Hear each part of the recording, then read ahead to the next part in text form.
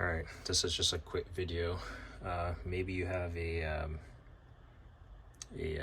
Toyota Tacoma, whatever year, but you have these tie downs in the bed of the truck, and they're supposed to be spring loaded. Undo them, and then you spring load them and slide them out. I'm gonna show you what I'm talking about right here. So they attach to the sidewall here and this rail. You undo them and you can slide them around as much as you need. I just realized I have this one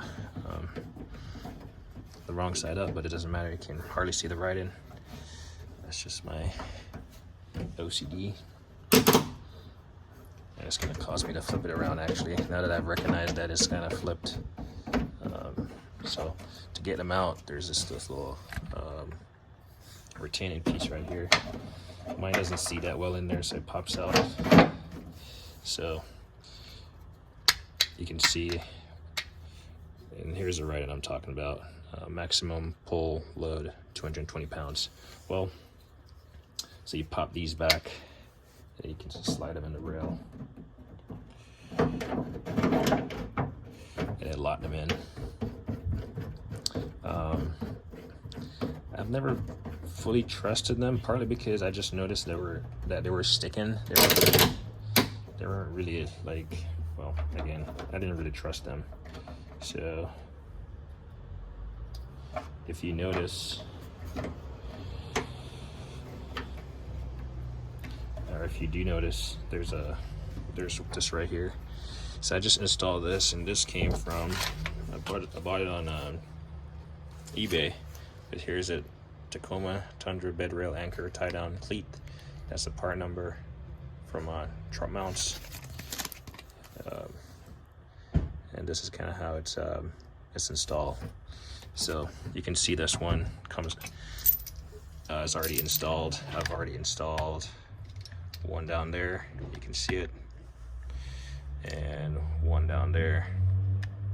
So I bought a total of 4 to install. And these, they can be installed facing down. Like you see, this one is facing up. You can face them downwards. I might see if facing downwards is a thing. Obviously, they don't like fold or retract. They have some that fold. My biggest concern about them was like flopping around and rattling. So I wanted something more fixed. So this just comes with a, I want to say it's a 10 millimeter. Yeah, 10 millimeter I have on this ratchet. This backing plate right here, this washer, that the washer goes up against the outside of the frame, and then this little thing goes on the inside. I'll install this one real quick and show you. But while I'm doing that, we're just gonna,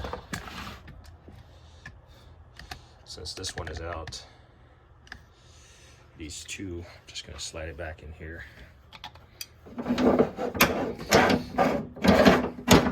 And I'll tighten this one at some point in time.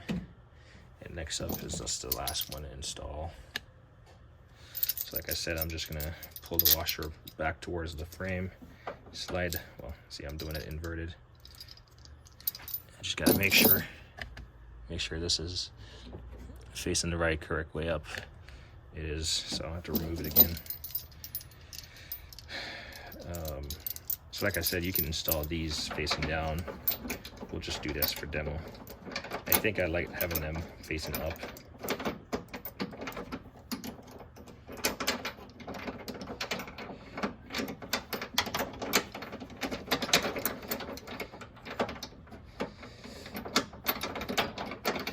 Just takes a little bit of finagling because you have multiple moving pieces. So that's how it looks facing down. It obviously, you can't really see it from the outside. Let's see.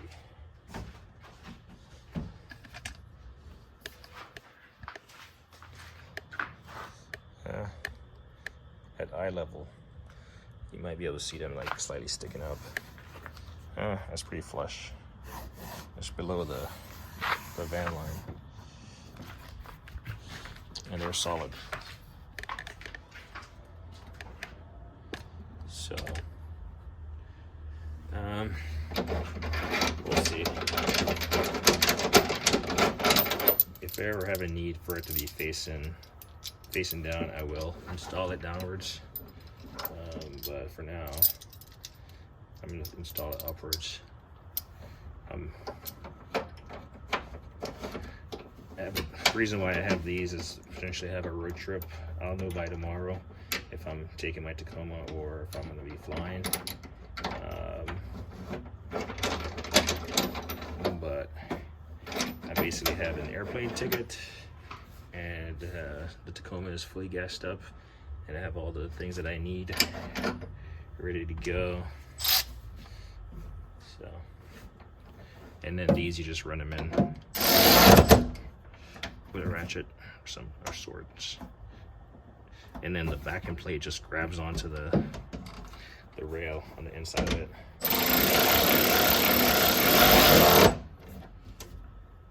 And then you just give it a couple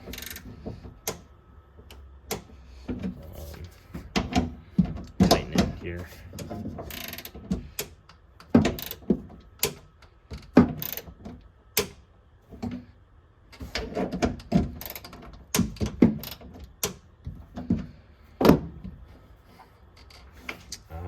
Yeah, and then these, I just had 3 of them were like sticking, so I had to go through, because the problem that you run into is that it sticks, and it might be like, it's supposed to be straight up so it holds on the inside of the rail, but this might be angled. Hey Jay.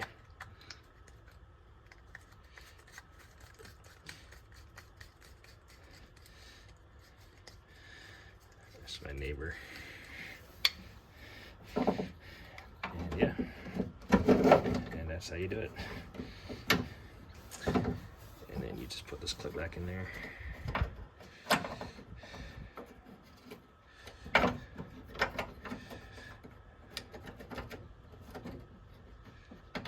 And then